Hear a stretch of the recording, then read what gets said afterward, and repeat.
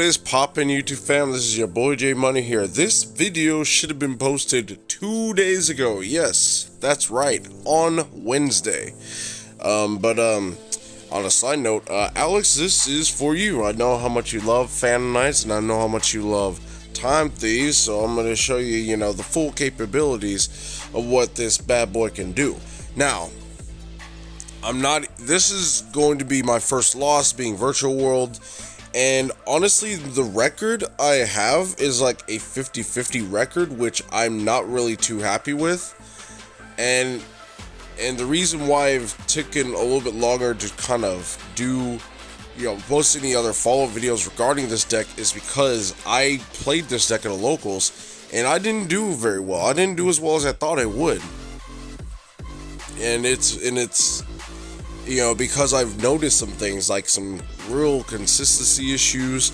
A couple of the matches was due to like missighting and stuff like that, so I mean that can't be helped. But even then, so it's just like you get these awkward hands, like you get these hands of just all normal summons and like no special summons. I did say before that every monster in the deck, if it's not obligatory, it needs to be something that summons itself from the hand, or it equals 2 bodies. So I get a lot of cards that equal 2 bodies, but no special summons. So I've really been tweaking with the numbers. I've even increased my deck count by multiples just to get and flooded them with more special summons, so I can be sure to kind of offset not just the normal summons, but also the garnets. This deck plays so many obligatory cards. I'm talking, let's say, the deck plays like, 8 trap cards in it? It's insane. I didn't think I was playing that many. Like, you got a flyback, you got a retrograde, you have a fog blade, which probably can get cut if I'm being honest. Like, you got Phantom Knight's Raid Claw. Yeah, Shape Brigandine is like one of them. I guess that's counted as a spell, but like, I don't even remember what the other ones were. That's how crazy it is. So I should probably, I don't know, I'd have to look at the deck profile a little bit later. But, goes to show what happens even if I have removal for that trap card. I thought I could deck him out with Redoer, but that trap card can consistently shuffle back banish things. So every time he draws for turn and I take a card, he's putting 2 cards back in. And, you would think I would have been able to win the game, and I probably would have a long time ago if I had a Tornado Dragon teched into the extra deck. I've been playing Dweller for the longest time, but honestly, this is not the format to counter Grave. It really ain't. So, every deck's playing background now. Even Dragon League plays things like, Boot Sector Launch, Dragonity Lance, War Legacy Guard Dragon. So, even against decks like that and Infernoble that play Durindals and stuff, even they have uses, for Tornado Dragon to where it's live. So, that is another thing I'm going to cut for Tornado Dragon, for this Virtual World based deck. So that's my first loss, guys. We're going to go into the second game, and this, I believe, is the game I play through Nibiru, I believe, very, very well. But we'll just have to wait and see. So, let's get started. Oh, this is this deck. Okay, no. This is the war I play through Nibiru. So, he summons his Rat Fury. Of course, he uses effect to get Gamut. He draws 2, and he passes. Unfortunately, Barrage is still limited, so you don't really have the extension necessary. This is why I also play Tri-Brigade, so I swap something. So, we make the Bujin Link here, and we go for a 4-strike. He Nibirus. Now, what I have going on, I have a Bezel Ship, and I have the Soul Shape Force. So Infinity sucked up the Nibiru, I grabbed Hat Tricker, I control 2 bodies so I can summon it, and I can detach for Bezel Ship. We just continue with making 4 Strix, and doing our stuff. When we summon Y Strix, we get our Mimicry Lanius and go straight for Rusty Bardiche. He quits, of course, because, if you play through Nibiru, and you still set something up, you have Infinity on board, all I need is something to snuff out the normal summon, and I'm pretty good. So, here, I believe, is against a Dragon League deck. And, he gets Gamut, and he passes. Very rare, because normally, you would have, the quick launch I mean, let's see. If you didn't draw Quick Launch, then you could draw Chaos Space, any of the mini baby Chaos Dragons. Well, not any, it'd have to be Black Dragon. You could hard draw Boot Sector itself. You can, I believe they play, 3 World Legacy Guard Dragons, if not 1 or 2. So it's like, you have plenty of ways to extend. But I just didn't want him to get the Black and White Dragon. That's all I wanted. You know, I was like, if you have full combo, you have full combo. But if you kinda don't, then getting White and Black Dragon will get you there, 100%. So, as you can see, we make this board. You know, we drop Dark Rebellion. Now, one of the things I keep misplaying on is I keep using Infinity to attach, thinking I can bezel ship, detach from Infinity. Oh, no. A bezel ship, yes, I can, but, what's it called? The Raider's Wing. You have to detach the material from a Dark Xyz monster, and I've made that misplay like 3 times. So, you know, he goes in, he's doing his thing. He makes Romulus I Gamma here because I'm like, okay, he has a tutor, but we can't let him, at the very least, like, he's not getting Lance, he's not getting Phalanx, which, again, doesn't matter since he already had a tuner, but I could at least remove the Link monster with multiple arrows, the Link rating, so no Link Cross, no 2 rolls for Guard Dragons, but he manages to do it anyway, so I'm like, okay, but I have a Kaiju in hand, so that's, you know, this is good, we're still in the clear. And, you know, we end up scooping because he so happens to actually hit that Kaiju with, you know, Levineer. So it's like, all we needed was a special summon when we had it. But, you know, Levineer kind of ripped the only way to make sure our stuff goes through. So here, we get pushed into a long game. This is a pretty good grind game. I didn't really anticipate a grind game against Dragon Link. Normally, when it comes to Dragon Link, I'm just kind of in the mindset of, okay, this is a 3-turn duel.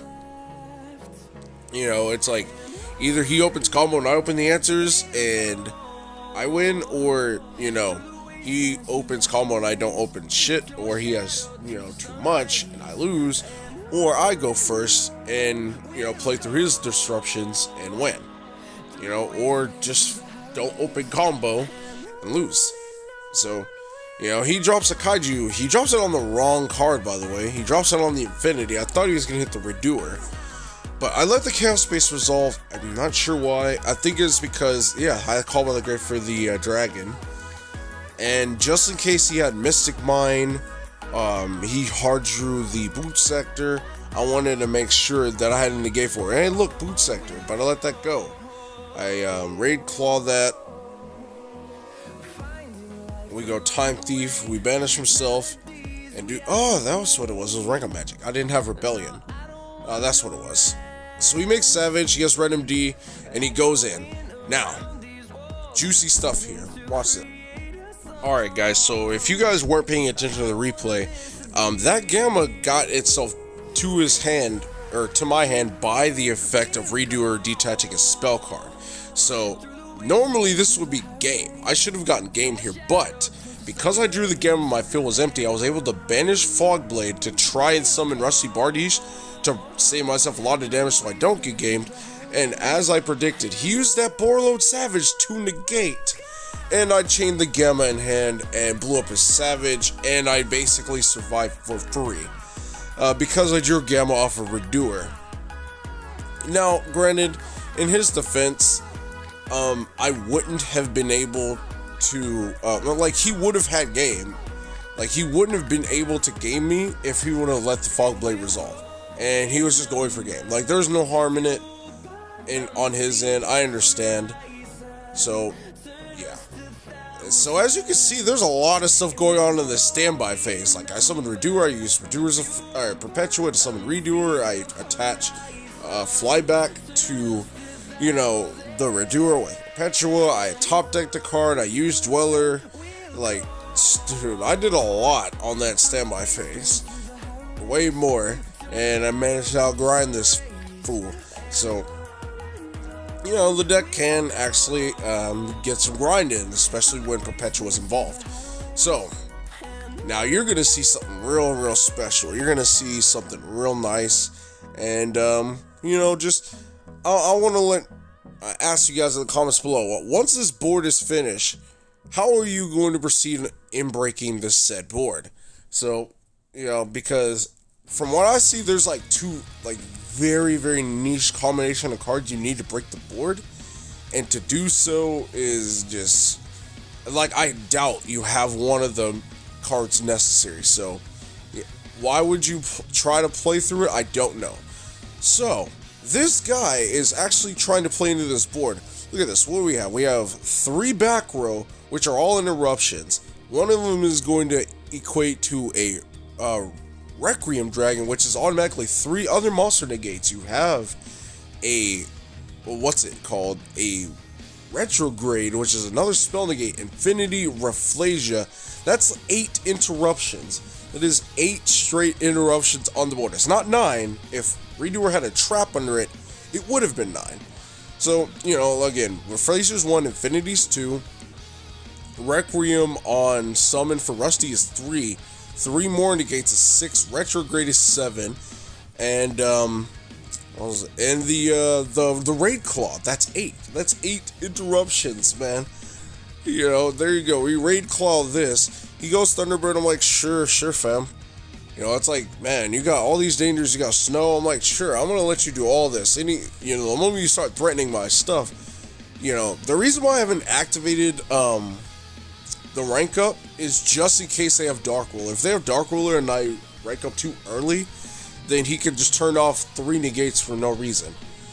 So it's best to play with everything else and use Requiem for last, in my personal opinion. So he imperms my 4 Strix. I just make another 4 Strix. And we make Rise Strix with the other 2 4 Strixes. And we go straight into that Rusty Bardiche. We go, get our Shade Brigandine. We still make our Redoer. We get Raider's Wing. We we summon. We don't get to reborn a monster from the grave because we don't have an Xyz with a Dark Xyz material. He Cosmic Cyclones because he's so good at this game. But we go Requiem. He goes Barrage, and he makes Zeus. So, he has 3 Zeus effects. I have 3 Requiem effects. Neither of these cards are harmed once per turns. Let's see how this plays out, shall we? So, Zeus, yeah, look at that. Look at that. That's beautiful. I mean, he was kind of forced to since I got Fogblade. He got Zoo King Alpha, which is pretty good, but I had the Raid Claw, so it really didn't matter in the grand scheme of things. We went for our Perpetual. We attached to Bezel Ship just to have more follow-up on the next turn. The game's over. So, I think we lose this match, though, if I'm being honest. We get a Zoo King Alpha, we summon it, we force to Dread it, and we summon our Regulator, or our Winder and our Bezel Ship, and we go Parallel Xyz, and we go Rafflesia. See, this is another way to play through Nibiru. If you can make the Bujin Link with Parallel Xyz in your hand, you will always be able to summon Rafflesia before Nibiru is even live. Now, granted, he did reveal Nibiru anyway, but he did have the Droplet to stop the Rafflesia in its tracks, so that is very unfortunate. Droplets also doesn't target, so even if Raider's Wing was underneath, that wouldn't have mattered all too much. And yeah, he had a second Nibiru. Must be nice, man. Must be nice. So anyway, proceeding into game 3. Again, I know we lose this match, so we go 4 Strix. He ashes. We scoop. We concede because we have Gamma and Driver just chilling in the damn hand. Anyway, guys, this is going to be it for me. Deck profile will be next. There will be a version 2 of this deck as well, so thank you so much for watching. It's J Money, and I am signing.